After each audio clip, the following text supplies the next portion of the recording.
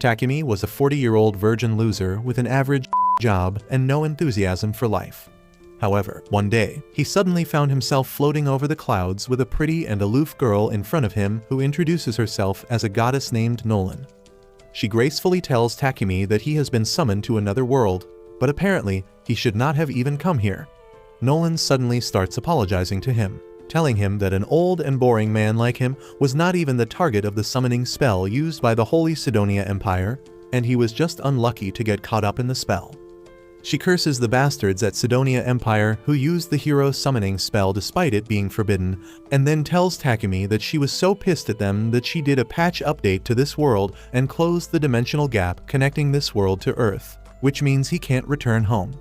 Takimi panics on hearing this, but then Nolan tells him that he won't be able to return to his world either way because his body has been destroyed in the process of being accidentally summoned to this world, and he is just a soul now. Takimi is really disappointed that he won't be able to see the ending of One Piece now, and Nolan says that she can send him down to this new world with some super-op abilities so that he can live the isekai fantasy every guy has. She tells him that the Sidonia Empire is a messed up place, so she won't send him there, and instead, she is going to send him to a peaceful place far away from it. She asks what kind of abilities he wants, and Takimi replies that he is a wimp who doesn't like fighting. Nolan decides to give him some production-based jobs like alchemy and blacksmithing by making him deep-throat a magical crystal. Takimi feels like his head is splitting from all the new information about the skills, and then Nolan sends him to the planet with a bang. As he gets up and looks at his face in the lake, Takimi realizes that he has the body of a 17-year-old, and he finds himself so handsome that he wants to quickly rub one off. After that, he checks the supplies that Nolan has left him, including gold and food. Next, he decides to check out the skills he has received, and finds that he can use all sorts of basic magic spells. Takimi then begins exploring the area and finds a branch of a tree monster lying on the ground. His system tells him that this branch can be used to create high-quality weapons, so he immediately uses his blacksmithing skill on it to create a spear. Next, he uses his analysis skill to find that almost every plant around him is a medicinal herb, so he gathers a lot of them and then puts them in his item box. Just then, he hears the voice of a girl screaming, and soon, a loli comes running towards him. She hides behind him, asking him to save her from a monster, and just then, a horned rabbit comes out of the bushes. It pounces at the girl, but Takimi uses his spear to kill it in one blow. Because of that, he levels up and gets the job of a warrior, but he really doesn't want it. The girl named Molly is really impressed, and she thanks Takimi for saving her life. Takimi asks the girl if she can lead him to her village, and she gladly agrees. She asks him to take the horned rabbit with him because it tastes delicious, and Takimi immediately stores it in his item box, only realizing later that he should have not displayed his skills so casually. On the other hand, 3 high school students find themselves in the Holy Sidonia Empire, and the Empress Elizabeth herself comes there to welcome them. She tells the confused heroes that she summoned them here to save the world, but the summoned girl doesn't trust her at all.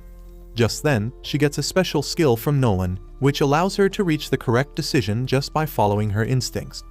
The girl's instincts tell her that Elizabeth is a dangerous woman, and she must stay away from her. Meanwhile, Takimi reaches the village with Molly, where her parents thank him for saving her. Takimi asks them if he can stay in the village for a while, and they gladly accept him. They introduce him to the local blacksmith, who tells him that not only are the forests around the village rich with medicinal herbs, there is also a natural mine near it, so it is great for all sorts of craftsmen. Takimi is really excited to hear this, and then Molly's parents tell him that they don't have any inn in the village for him to stay in. Takimi says that he can just camp outside, but the blacksmith says they can create a house for him quickly. The villagers gather around and take Takimi to a vacant lot, which he flattens with his earth magic. That uses up most of his mana and gives him a migraine, but the villagers are amazed because magic users are quite rare. They help him in building a house quickly, and Takimi uses his carpentry and blacksmithing skills to put together some furniture for himself. He then fiddles around with his status window and changes his job from a warrior to an alchemist. With that out of the way, he moves on to the ores he mined with the help of the blacksmith. He has copper, iron, and silver ores, along with magic iron ore that can store mana inside it. Takimi is already thrilled at the idea of performing alchemy and converting every sort of material into gold, and he excitedly starts working on the iron ore.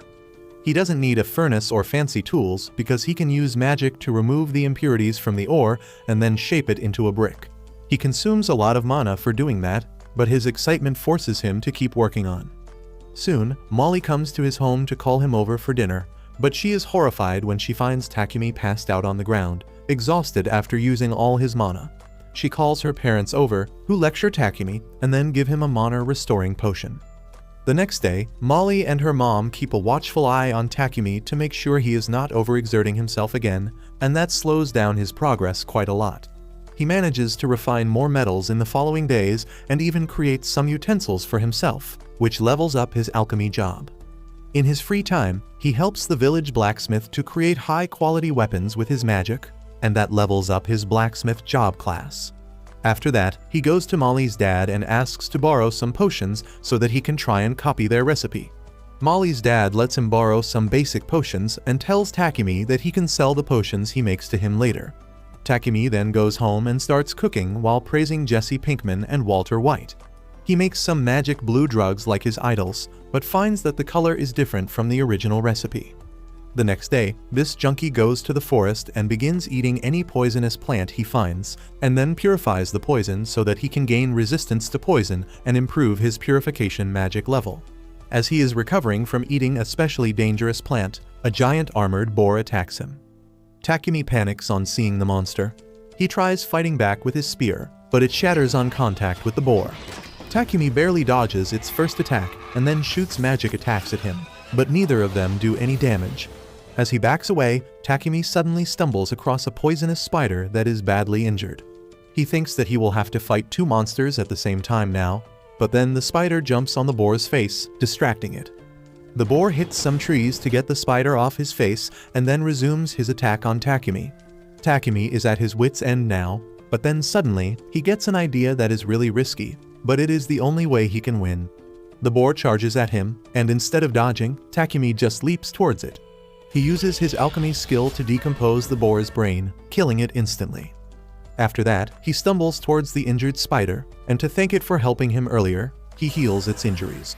With that, Takimi starts heading back, but then his system tells him that he has tamed the poisoned spider. Takimi freaks out, but the spider looks at him with puppy eyes, and he is forced to accept it as a pet. He decides to name it Maple because of the design on its back, and that causes the spider to evolve and it becomes able to talk. Takimi takes the spider back to the village with him, and everyone freaks out on seeing this. They are even more shocked to learn that Takimi has tamed it because insects are not generally willing to be tamed. Takimi tells them that it is not important, and they should focus on the giant boar he has hunted. The villagers throw a party that night to eat boar meat, and Molly's dad gives Takimi the valuable materials from the boar. He tells him to go to the city and sell them for a great price, because a talented person like him should not limit himself to a simple village. On the other hand, Nolan is watching over Takimi's progress, and she is really happy for him. Just then, another goddess arrives there and asks Nolan if Takimi is someone special, because not only did she give him a new body and special powers, she also sent him to the world 1 year before the summoning by the Sidonia Empire. A couple of days later, as Takimi wakes up, he suddenly finds himself cocooned by Maple's silk threads.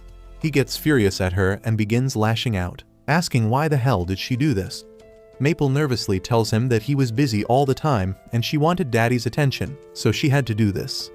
Takimi realizes that he was really paying no attention to Maple as he was busy cooking potions. He tells her that he will take a day off to play with her today, and Maple starts jumping over him in joy. Just then, Molly's mom comes there with breakfast, and as she sees the spider on top of Takimi, she suspects that he has weird and illegal fetishes. Takimi tries to assure her that he doesn't like getting pegged by his pet spider, but then Molly's mom notices the sparkling silk threads hanging from the roof, and her greedy side awakens, scaring both Takimi and Maple. The woman makes a shirt using the shiny silk threads, which are a luxury item that only nobles can afford. All the women in the village gather to fawn over the shiny shirt, and Maple becomes an instant celebrity among them. She starts enjoying the attention of the village women and tells Takimi that she can't play with him today because she is busy. Takimi decides to do some work in that case, and he heads to the blacksmith who has prepared some light leather armor for him. Just then, Molly's dad also comes there and asks Takimi when is he planning to move out. Takimi is taken aback by this because he was wondering how to break the news to the villagers who have been so kind to him. However, everyone already thinks that he should go to a city where his talents can shine properly. The two men tell him that a merchant from the neighboring city is coming to their village next week, and they have arranged for a seat on his carriage already. Takimi is deeply touched by their gesture, and he sincerely thanks them. After that, he heads back home and finds Molly's mom, who is going to throw away the guts of the horned rabbits her husband has hunted in the morning. She says that they are the most delicious meat of the horned rabbit, but they need proper cleaning and processing that isn't possible in this village. Takimi tells her that he can use the holy element magic and immediately purifies the meat. This surprises Molly's mom, who advises him not to show the purification magic to anyone because only a select few people can use it, and he may get some unwanted attention because of it. After this, Takimi spends the entire week trying to develop the village. He creates a stone wall to protect it from dangers and even sets up some hand pumps for easy supply of water. When the merchant Papik comes to the village the next week, he is dumbfounded to see the wall. Molly's dad and the blacksmith come outside to do business with him, and soon Takimi also arrives there. He introduces himself to the merchant, and then tells Molly's dad that he left 100 bottles of basic healing potion at his house in case the village ever needs them. Papik is shocked to see the healing potion because it looks really high quality, and he asks if he can take a closer look at it.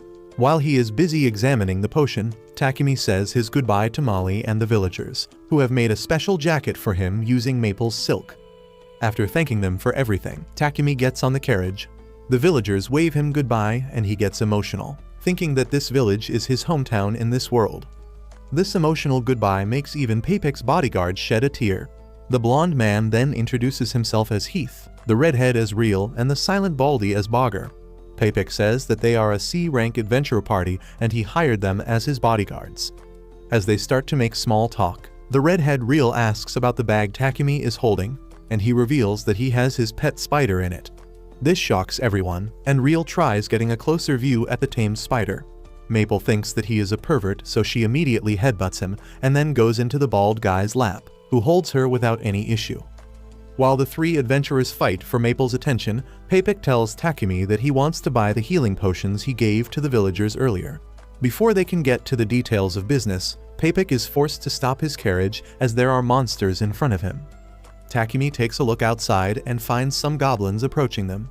The adventurers immediately go outside, ready for action, but Papik is pissing his pants already.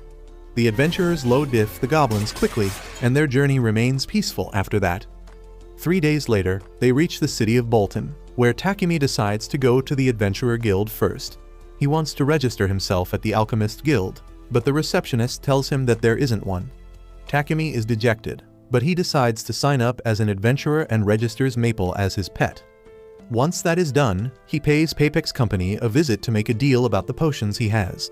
Papik offers him a good price for the potions, and it takes Takimi a full minute to do the math inside his mind to realize that he would become a millionaire in Japan with just this one transaction. Papik tells him that he will earn more for the same items once he gets famous, and Takimi thinks that it is too good to be true.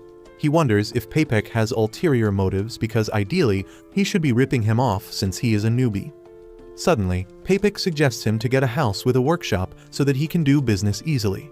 Takimi panics on hearing that because he doesn't think he has enough savings for that, but Papik says that he can just rent a house. He calls his butler and tells him to show one of their better properties to Takimi. The butler leads him to a mansion with an attached workshop, and the rent is also quite low. Takimi thinks that it is too good to be true, but he accepts the deal anyway. The next day, he moves into the mansion, and the first thing he does is create a toilet seat using magic because he isn't comfortable with anything else. That eats a lot of his mana, and as he is drinking mana potions to replenish it, he hears a scream from the hall. Takimi runs outside to see what is happening, and to his shock, Maple has put Papik in a cocoon. Takimi freaks out and asks the spider why would she do such a thing, and she replies that people enjoy this. Takimi says that only the village children enjoyed this, but turns out Papik feels really comfy in the cocoon. Anyway, Takimi frees him and then apologizes on Maple's behalf. Papik doesn't mind that, and asks to go to the toilet before doing business. Takimi points him towards the toilet, and as Papik sees the glossy ceramic toilet seat, he is astonished. Takimi tells him about its features that enable it to purify the waste instantly, and Papik asks if he can use purification magic. Takimi realizes he had to keep it a secret, and he asks the merchant to keep it a secret. Papik agrees to that, but then he asks Takimi to make 100 more of same toilet seats because that would be really good for business. Takimi agrees, and then Papik tells him to get some helping hands, and suggests that he takes in a slave instead of workers. Takimi is shocked by this, but Papik tells him that if he gets a slave, he can keep his holy magic a secret from the world. He says that anyone who can use holy element magic is scooped up by the church, which exploits them and profits using their healing magic, so they must keep his powers a secret. Takimi says that he understands this, but he is against hiring a slave because he needs to keep a moral high ground. However, Papik convinces him that it is not a bad thing to do, and takes him to a reliable slave trader. As he goes inside to get someone, Takimi decides to take a walk in the beautiful garden there. Suddenly, his eyes meet a pretty elf girl, but she coldly tells him to go home, confusing him. The elf repeats her sentence, telling him that this is not a place for a child like him, so he should return where he came from. Anyway, Takimi soon visits the goth MILF that runs the slave company. After the introductions are over, Papik tells the goth mommy that Takimi is not comfortable with using slave contracts because it is something against his morals. The mommy tells him that he doesn't need to worry about that, because in their country, the rights of slaves are protected. She gives him a general gist about the slavery laws, which state that the owner has to respect the basic human rights of the slave and provide them with food, clothing, and shelter. They can't harm the slaves seriously either, and forcing them to do things that were not mentioned at the time of the contract is also forbidden. Takimi finally realizes that this is much better than what he imagined at first, and then the goth mommy begins telling him about the types of slaves. First, there are the people who became slaves because of a debt they couldn't pay, and they must be released when they have worked enough to pay the debt. Criminals can become slaves to get a chance to reform their lives, and even prisoners of war are taken as slaves to get a place to stay. Lastly, there are also the unfortunate people who were kidnapped by robbers and made slaves illegally. Papik speaks up on Takimi's behalf, saying that he would like a war slave who can't be freed without their master's will because Takimi has some skills and talent that needs to be kept secret. The mommy asks Takimi what are his requirements, and he replies that he wants someone to look after his house and also act as his bodyguard during raw material gathering and guild quests. The mommy says that he will need 2 slaves to meet all his demands, and calls a girl named Maria who was kidnapped by bandits when she was little. She is well educated and trained in housekeeping, and Takimi is smitten because she looks low-key cute. He tells Maria about the size of his house, and she tells she can manage it all herself. He then asks why is someone as cute as her still available because there should be a line of guys wanting to pick her. Maria turns red on hearing this compliment, and she tells Takimi that she will only do his household chores and she won't let him sneak into her room at night for some raw action. Takimi gets flustered and he tries his hardest to convince her that he is a Sigma male who won't do anything inappropriate with her. The goth mommy tells them that they are ready to form a contract now, and just like that, Maria becomes Takimi's slave. The mommy then tells Takimi that they don't have a war slave to act as his bodyguard right now, but Maria reminds her that they have one girl called Sophia. The MILF tells her that it is not her place to suggest things to her, and tells her to go and pack her things urgently. Hearing this exchange makes Takimi curious about Sophia, and he presses the mommy to at least let him meet the girl. She takes him along, and turns out that Sophia is the same elf girl that Takimi saw earlier. The mommy tells him that she was captured 50 years ago in a war with the elves, and ever since then, she has not taken a master. She says that Sophia has the damage from the war all over her body, and her magic has also been sealed because of some sort of curse. This makes her unfit to be a combatant or a bodyguard. Takimi asks the MILF to let him speak with Sophia in private, and she leaves them alone in the room. Sophia tells Takimi to go home once again, but he holds her face and forcibly looks into her status window to find that she is crazy strong, but the damage to her limbs and the curse make her useless right now. He thinks that if he can heal her, she will be a great asset to him, and he immediately calls the mommy, telling him that he will form a contract with the elf. Sophia reminds him that she is more useless than Sakura right now, but Takimi says that he is the president of the I Can Fix Her Club. Soon, the paperwork is complete, and then the MILF casts the contract magic to bind the 2 girls to Takimi. After that, he heads home, But just as he opens the door, Maple pounces on him, making him fall to the ground.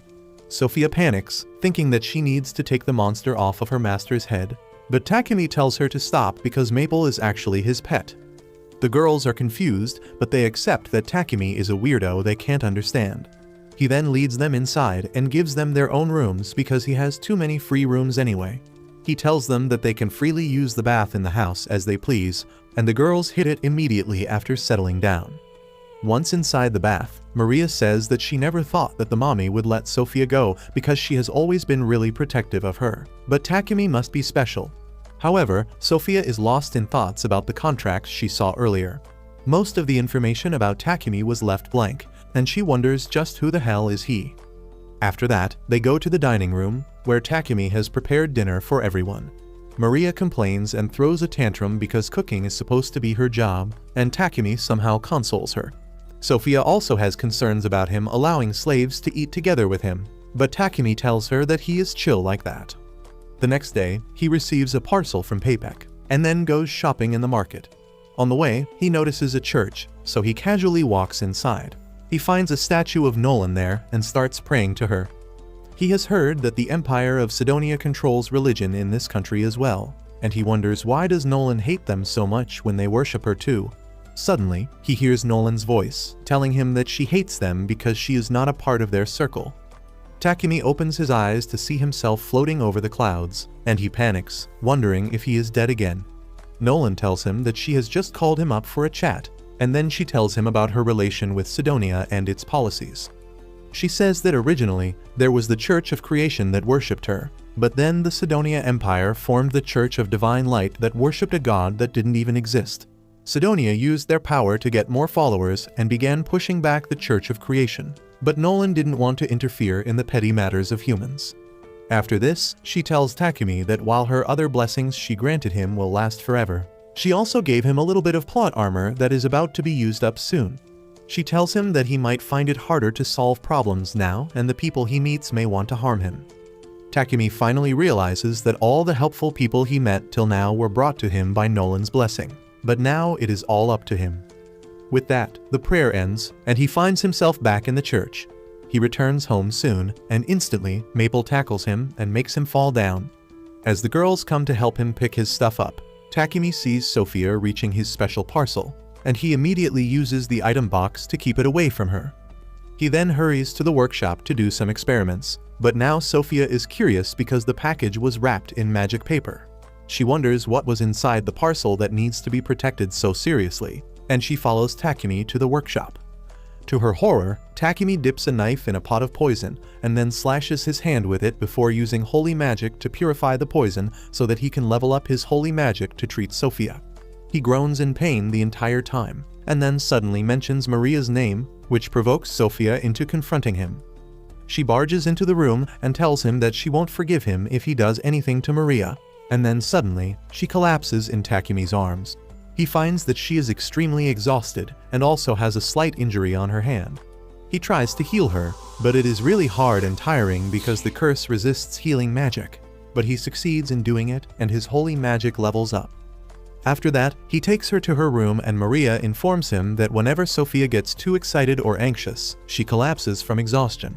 Takimi tells her that it is the last time and then casts a curse-dispelling spell as well as a high-level healing spell on Sophia that heals her injuries and regrows her cut ear.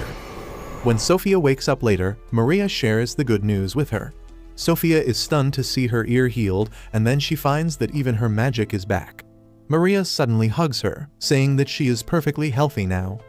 Sophia then goes to thank Takimi, who decides to clear up any misunderstanding between them. He tells her that he was poisoning himself and then using healing magic to level it up so that he could help her. He also clarifies just mentioning Maria's name because she accidentally threw out some of his poisonous herbs in garbage. Sophia asks why he would do such a dangerous thing, and Takimi reminds her that he is the president of the I Can Fix Her Club. Sophia is moved to tears because of this, and she kneels before Takimi, swearing her lifelong loyalty to him. The next day, Takimi goes to the library to find some books on alchemy, and he is really unimpressed when he learns that there are only 4 books on the topic in the entire library.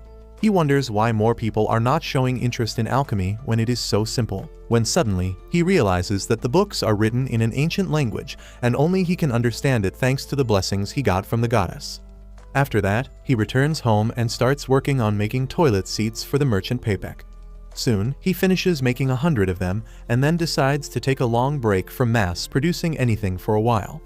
Maria asks him what he plans to do next, and he says that he wants to go on a little adventure to explore the world. He says that Sophia will be his bodyguard, and Maria should stay at home and look after it in the meantime. However, Maria wants to come with him on the adventure as well. Takimi gets nervous on hearing her request because he is not sure about taking a non-fighter into unknown areas, and he also needs someone to watch over the house. Maria starts crying, saying that being left alone to look after the house without Takimi, Sophia, or even Maple is like being a toilet in the middle of a scorching desert. Takimi wonders why this stupid redhead has to think of such weird examples, but he still doesn't really think that he should take her along. Maria comes close to him and gives him the emotional appeal with her puppy eyes. Takimi starts to feel his defenses crack down, but before coming up with a decision, he decides to check Maria's stats.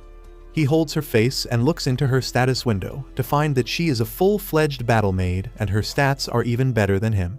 Takimi is surprised by that, and Maria again requests him to take her along. Sophia finally stands up and asks Takimi to let Maria come with them, because she can teach her some fighting skills on the way. After hearing that, Takimi finally accepts Maria's request. He then leads the girls into his workshop so that he can create weapons and armor for them. He asks them what kind of weapons they want, and Sophia immediately starts listing different types of weapons for different situations. Maria says she is good with short swords and knives, but Sophia decides to teach her how to use a spear because knives don't have that much attacking power. So while the girls train with spears, Takimi gets busy using his blacksmith skills and creates different weapons for them. He even carves designs on the weapons just for funsies, and then casts enchantment spells on them so that they become more durable. He then looks at the knives he made for Maria and then begins imagining them strapped to her juicy thighs. That gives this pervert a serious nosebleed, but he is not done yet. He realizes he needs the measurements of the girls to make armor for them, but if he tries measuring them, he will probably die because of nosebleed. That is why he uses one of his skills to create wooden puppets that look just like Maria and Sophia. Thankfully, Maple arrives on the scene before he can start dry humping those puppets. Takimi asks for some spider silk from Maple, and then begins designing the armors with the passion of an incel. A few days later, he is finished with the armor that looks like regular clothing, and the girls are impressed by how well it fits them.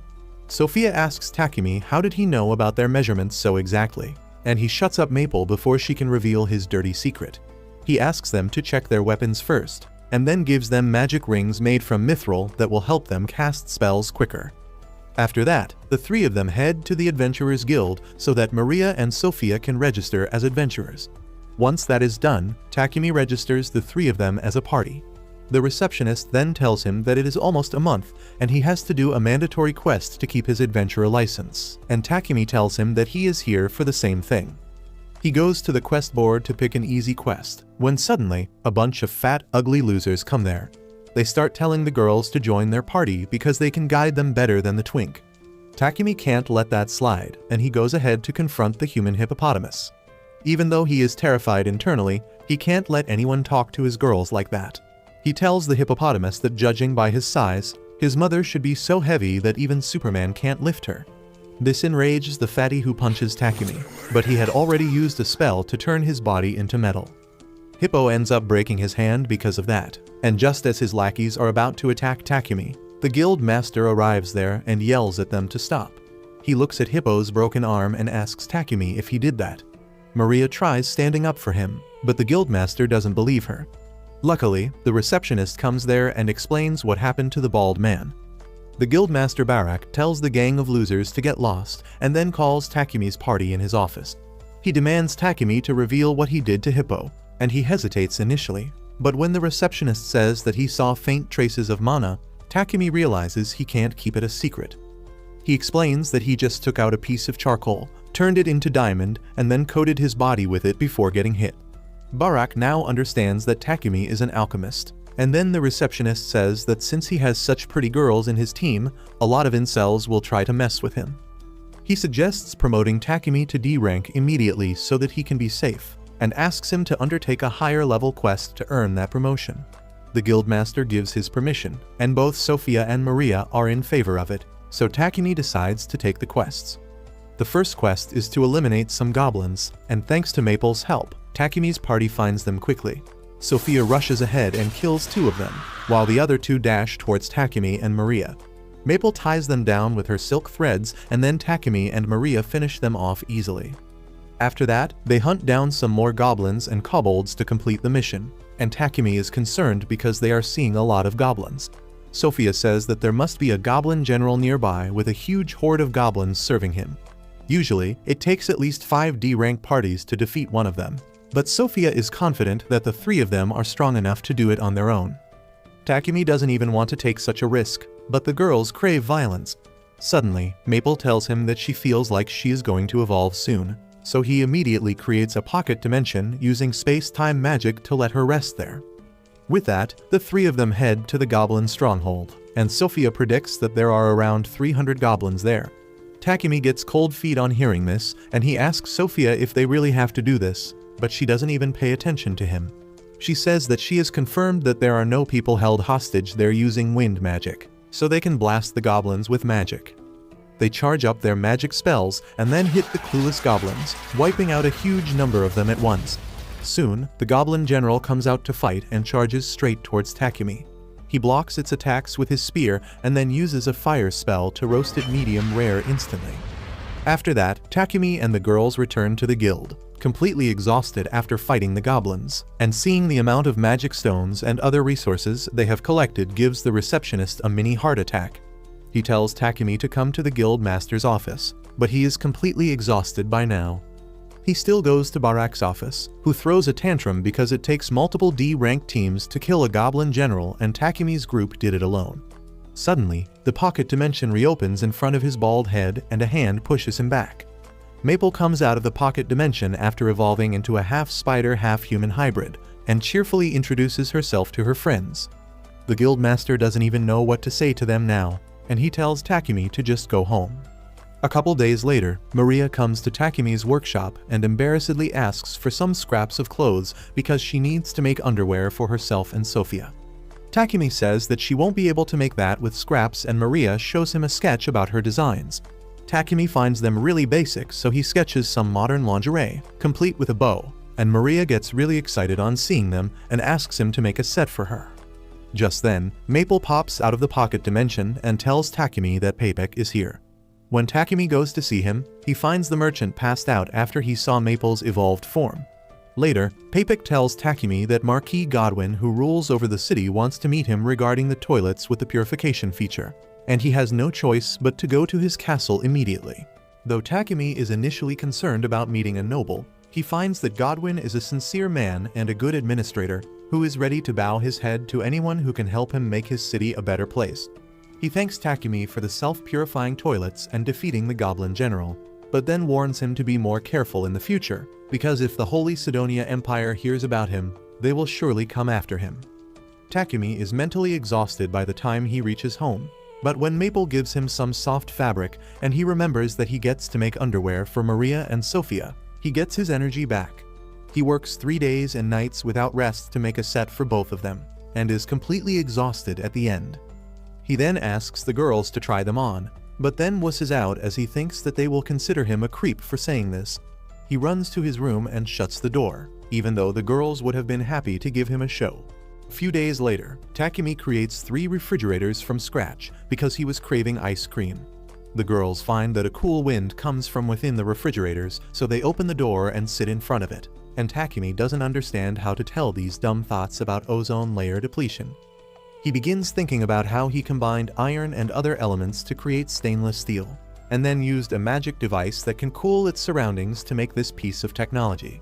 He tells Maria that this box can keep food cold and fresh for a long period of time, and she thanks him because now she can always have fresh ingredients to cook food. Takimi decides to keep the blue one because Sophia likes it, and to take the remaining 2 to Papek's office to show him. He tells the girls that he will start working on another project after that, which will be upgrading their weapons. Sophia thinks that they don't really need an upgrade right now, but Takimi says that sooner or later they will set out on an adventure and they should keep improving their equipment till then. He then goes to the guild to learn about the highest quality materials like mithril and adamantite, but the receptionist tells him that they are too rare here because no blacksmith can handle them properly. He suggests Takimi to try out the blacksmiths in the country of dwarves because they are much more skilled. Suddenly, he remembers that Takimi is an alchemist and tells him that he can synthesize his own mithril, but it is really exhausting and inefficient. The fastest method to get it would be to mine it from a mine to the northwest, but only the people affiliated with the blacksmith guild can enter it. The receptionist comes up with a loophole too, and tells Takimi that if he accepts a quest to defeat monsters within the mine, he can farm some mithril and adamantite while he is hunting monsters. Takimi likes the idea, and then suddenly, the guild master appears behind him, saying he has good news for him. He tells him that the city is low on treant wood that can be obtained by defeating tree monsters called treants, and they are found on the way to the mine. Takimi is nervous because the baldy is too close to him, but he takes the request to hunt treants on his way to the mine. The guild master tells him that there is also a blacksmith who has requested a bodyguard from the guild for his trip to the mine, and he wants Takimi to take that job too. Takimi realizes that he is getting too much work all of a sudden, but the guild master promises to promote him and his girls once they complete the missions successfully. He accepts the quests, and then asks how long does it take to reach the mine.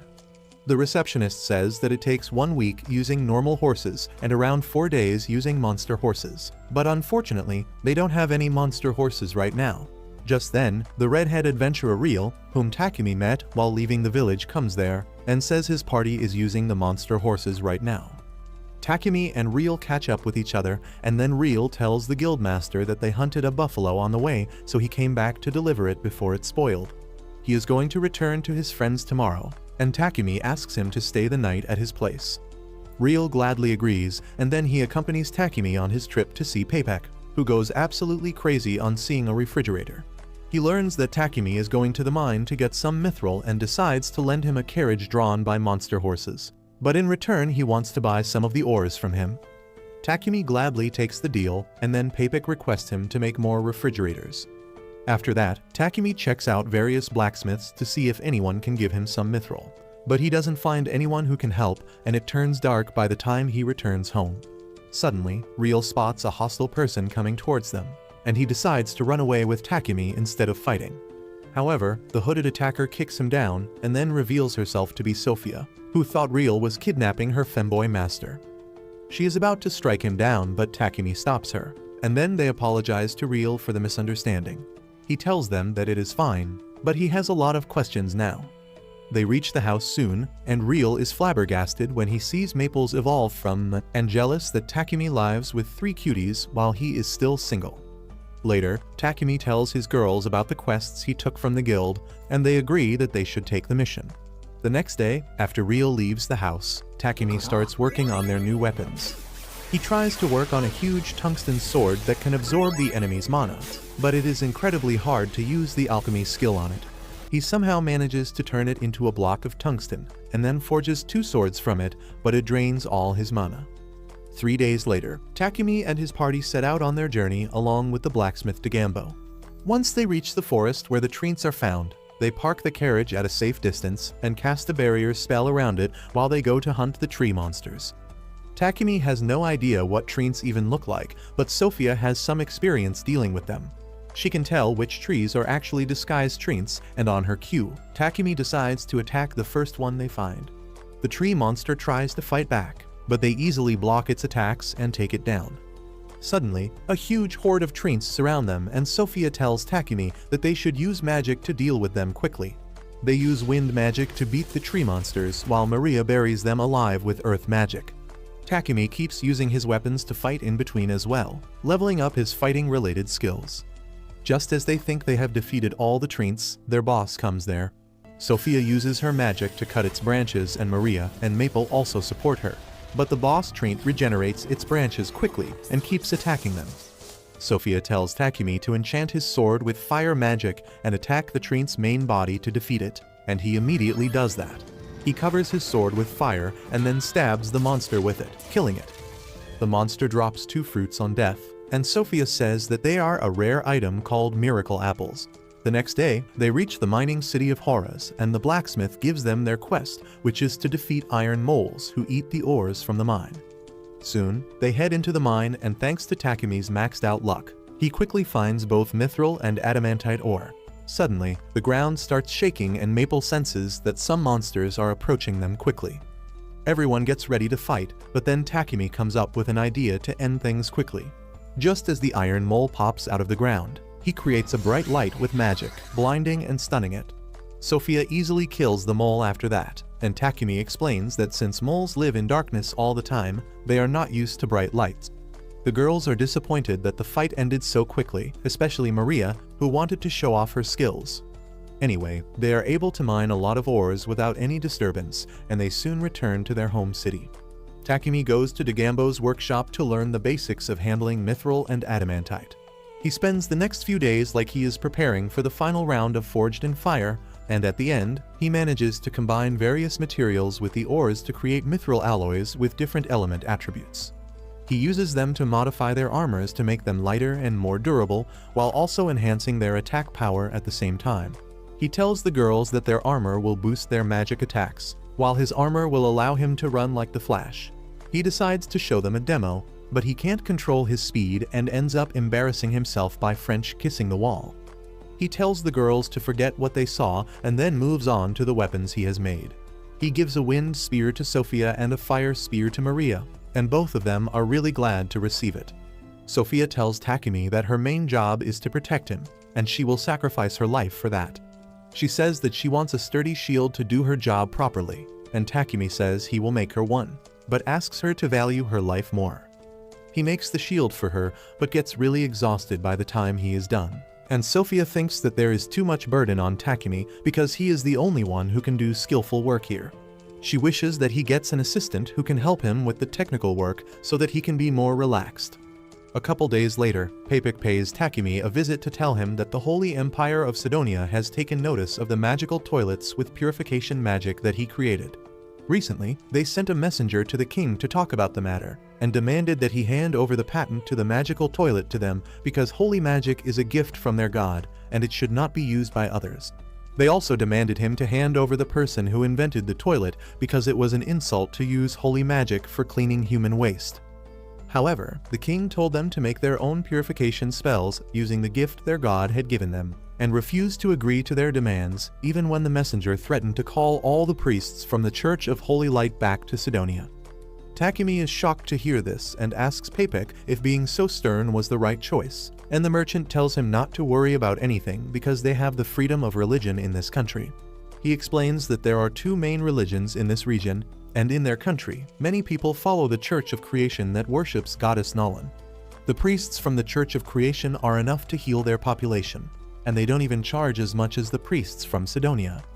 Takimi thinks that this matter sounds a lot more serious and bothersome than he likes, so he plans to stay as far away from it as possible. However, Papik nervously begins to tell him that it won't be possible. With the help of their city lord, he sent the samples of Takimi's magic toilet and refrigerators to the king, and now he wants to meet him. Takimi is taken aback, but Papik pleads with him to come and see the king. In the end, he gives up and accepts the invitation and tells his girls about it later that night. He tells them that they have to leave for the capital in a week, and they have a lot to do before that. For starters, he wants to create new cloaks for the girls using dark element magic stones so that they can hide their presence and move around more freely. After that, Sophia and Maria go to the market for grocery shopping, and Takimi goes to the church to talk to Goddess Nolan. She calls him to her realm and asks if he is going to pray to her without any offerings. She has heard that he is going to the royal capital and tells him that she will bless him with a safe journey if he gives her something, but he says that he has some questions first. He asks her about Anat, the goddess that the Church of Divine Light worships, but Nolan doesn't answer the question properly. She claims to be the only goddess and tells him that he will learn about Anat in due time. Takimi then tells her about how the Sidonia Empire has taken an interest in him and asks her what happened to the heroes that they summoned. Normally, summoning heroes from another world would create a lot of chaos, but he hasn't even heard about them. Nolan nervously tells him that she messed with time when she sent him to this world. She sent him 1 year back in time, and that means that the heroes will be summoned to Sidonia in a few months. Takimi is aghast to learn this and asks Nolan why did she do that. Instead of answering his question, she just tells him that visiting time is over and then knocks him out with a slap to his forehead. When Takimi opens his eyes, he is back in the church and he starts to wonder what is Nolan trying to hide from him. Anyway, since he doesn't plan on meeting the heroes, he decides to forget about it. Soon, he finishes making the presents concealing robes for Sophia and Maria, and then tells them that they are going to make a carriage next because he is tired of borrowing one every time they have to travel. The girls are really excited to hear that, especially Maria, who tells Takimi that they should look for a monster horse to carry their carriage in the forest outside the city. And if they are lucky, they can find even stronger beasts. They head to the forest immediately and Maple is really excited to get another monster to join their group. Suddenly, a wolf monster comes out of the bushes and rushes towards them, but instead of attacking them, it just runs past them. Takimi realizes that his presence concealing robes are working well, but Sophia doesn't like them because she wants to fight some monsters to train. She soon kills a wild boar monster and Sophia decides to gather its meat for their journey. At the same time, Takimi and Sophia find a dead tree nearby, and they decide to gather its wood to make the carriage. While the three of them are farming resources, Maple gets bored and irritated by them, so she goes ahead alone. She finds a lot of dead trees on the way and decides to find out who killed them. As she hops through the forest, she finds an injured dragon horse and immediately approaches it. The dragon horse attacks her with a lightning bolt, and seeing it so scared and hurt reminds Maple of the time she met Takimi. She tells the horse that she has an amazing master who can heal him, but just as she is about to leave to call him, two ant monsters come there. She realizes that they were the ones who injured the dragon horse, so she ties them with her web and tosses them to the horse, who Pikachus the crap out of them. Suddenly, the entire colony of monster ants arrives there, and Maple creates a barrier with her silk threads to keep the horse and herself safe. The monster ants begin tearing the barrier, and Maple tries to contact Takimi using telepathy. However, he doesn't answer, and she fears that he got so lost in harvesting the tree wood that he forgot about her. She loses hope, thinking that no one is coming to save her because they forgot her and went home. And then the dragon horse also collapses. Within minutes, the monster ants tear the barrier completely, and Maple clings to the dragon horse as she thinks that she is going to die. However, she soon feels Takimi's hand on her head, and as she sees him, she immediately hugs him while crying. Sophia and Maria have cleaned up the monster ants outside. Maple cries as she asks Takimi why didn't he answer when she called for him, and he tells her that her thick silk barrier was in the way of the telepathic connection, but he came rushing to find her as soon as he felt their connection weaken. Maple gets emotional and then tells Takimi to save the dragon horse. He tries to use healing magic on it, but the dragon horse resists even though it is unconscious. On top of that, Sophia senses that more monsters are coming towards them, and she tells Takimi that they have to leave now. Maple begs him not to leave the dragon horse behind, and he decides to put it in his pocket dimension along with Maple. Sophia tells him that it is very risky because if he puts a monster he hasn't formed a contract with in his pocket dimension, it will put a great strain on his body, but Takimi tells her that he is alright. He starts trembling mid-sentence and says that he will be fine if he drinks some mana potions, but before he can even do that, he loses consciousness. The girls carry him back home, but even after half a day passes, he still doesn't wake up. Sophia says that despite being unconscious, Takimi is keeping the dragon horse in his pocket dimension, and that will only increase the stress on his body. She says that the only way to make things better is if Maple opens the pocket dimension from her side. To contact her, Sophia kisses Takimi's hand and follows his mana flow to reach Maple. She asks about the dragon horse and learns that she is still scared. Maple fears that she will react violently if they suddenly bring her out in some unfamiliar place, so Sophia suggests her to create a barrier like she created in the forest, because that will block the dragon horse's vision and keep her in control. Maple likes the idea and says that she will bring the horse out in the garden. After that, Maria decides to take care of other things around the house, while Sophia stays with Takimi. He wakes up the next morning and finds that Sophia has fallen asleep holding his hand. She gets emotional to see him awake, and Maria just watches them from outside the room and starts shipping them. After that, Takimi goes to the barrier where Maple has been looking after the dragon horse. She tells the horse that her master can treat her, but she has to cooperate.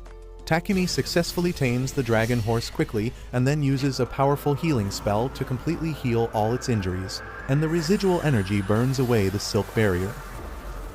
Everyone is happy to see this, and then Maple asks Takimi to name the horse. He names her Camellia, and Maple hugs her new friend, welcoming her to the family.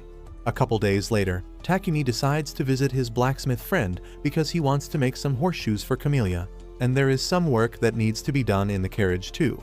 Sophia is worried that Takimi is working too hard lately because he has recently got an order for refrigerators and potions from the merchant Papek. She tells him to get some rest because he has not fully recovered from the incident with Camellia yet, but Takimi assures her that he will be fine. He decides to pay the Adventurers Guild a visit too and finds one boy causing a commotion about a monster. Takimi asks the receptionist for the tea, and he gives him a rough sketch of a monster many people claim to have seen around the city. He doesn't believe that their reports are accurate, and since there has been no damage done till now, the guild hasn't done anything either. He then asks Takimi for his business and learns that he is here to register another pet. The receptionist promises that he won't be surprised by whatever monster Takimi brings out. Takimi opens the pocket dimension and Camellia pokes her head out of it with Maple on her back, and the terrified receptionist immediately matches their silhouette with the sketch of the monster. Everyone in the guild starts panicking as they recognize the combo of Camellia and Maple as the monster they saw, and before Takimi can even comprehend it, the guild master sternly tells him to come to his office.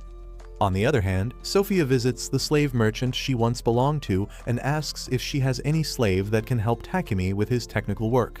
The goth mommy tells her that she doesn't have anyone suitable for that right now, but says that she will try contacting her friends in the business to see if they can help. The goth mommy remarks that Sophia has changed a lot ever since she entered a contract with Takimi. Sophia doesn't understand what she means, so she just thanks her and leaves on her way, where she runs into Maria, who is in the middle of her grocery shopping. They decide to pick Takimi from the blacksmith shop, but they are aghast when they see him sleeping on a pile of wood and humping a log in his sleep. The blacksmith tells the girls that Takimi was too exhausted, but still kept working hard, so it was natural that he would collapse midway.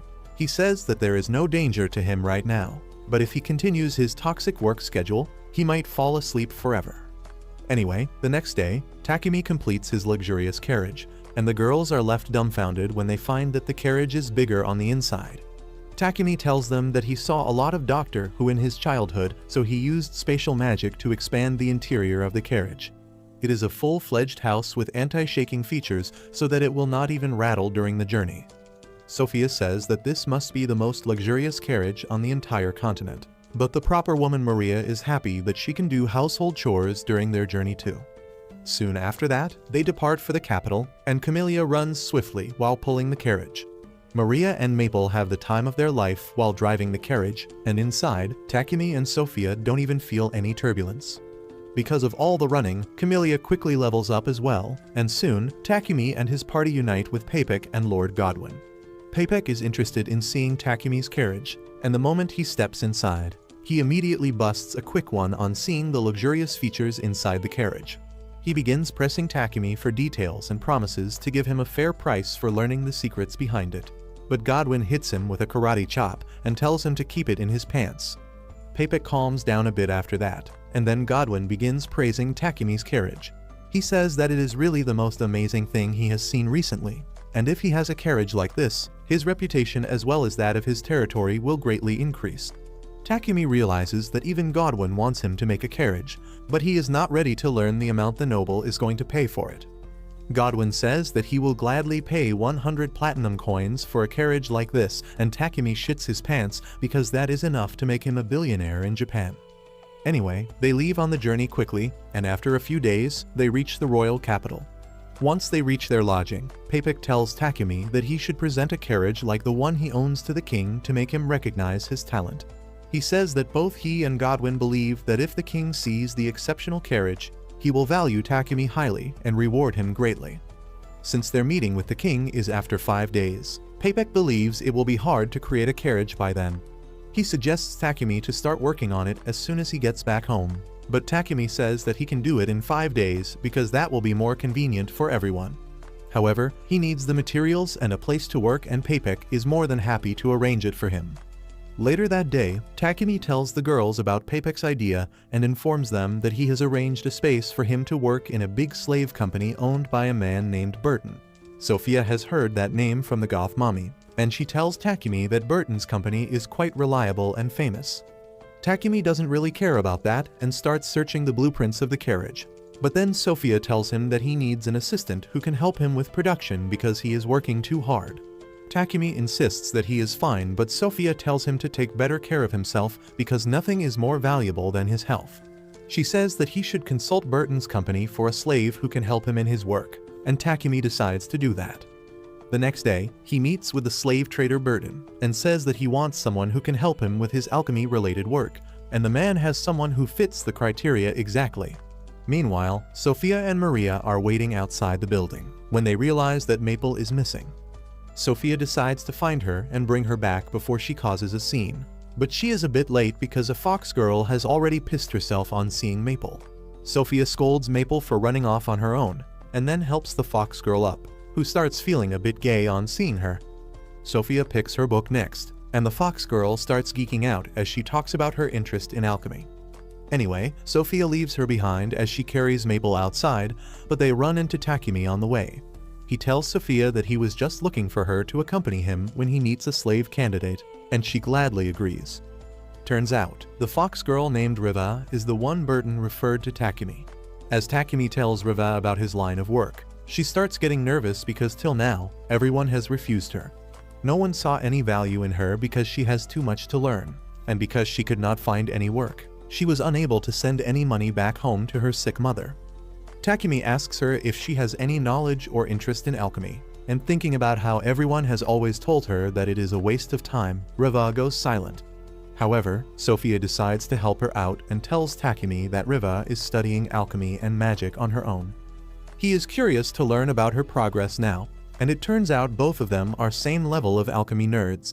They hit it off immediately and talk about complex things that no one else understands, and then Takimi gives Riva an alchemy circle to test her knowledge. Riva immediately starts analyzing the circle and realizes that it is the recipe of making sweets, but she can't find what exactly it means. She tries searching the book for answers, but there is nothing in there. She gets desperate because she fears being rejected again, but in the end, she can't find anything and starts crying. She tells Takimi that the alchemy circle talks about an ingredient that they don't use in her hometown, and then breaks down, thinking that she screwed up another chance of getting a job. However, Takimi just gets up and stretches his hand towards her, inviting her to join his party. Riva is shocked to hear this because she didn't solve his question, but Takimi assures her that she showed enough understanding of alchemy to pass his test. With that, the slave trader uses the contract spell to pass Riva's ownership to Takimi, who tells her that she will get daily wages and raises based on her abilities.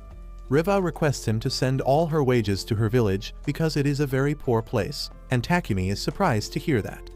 Riva explains that she sold herself into slavery to earn some money for her family, but that is not going to last long, and she wants to keep helping her mother and her younger brother.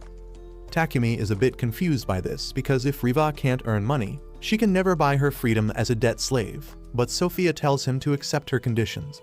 She believes that by working under Takimi, Riva will grow more skilled and eventually her pay grade will rise a lot. And even if she can never free herself from slavery, she will be happy serving a master like Takimi. With that, Takimi takes Riva to meet the rest of his crew, and Maria and Maple get so excited that they scare Riva. He tells them to calm down and behave nicely, but they tell him that they just wanted to give the newbie a warm welcome. Riva is moved by their honesty and excitement, and she thinks that working with them will be fun. If you liked this video, please consider subscribing and watch the video on your screen next.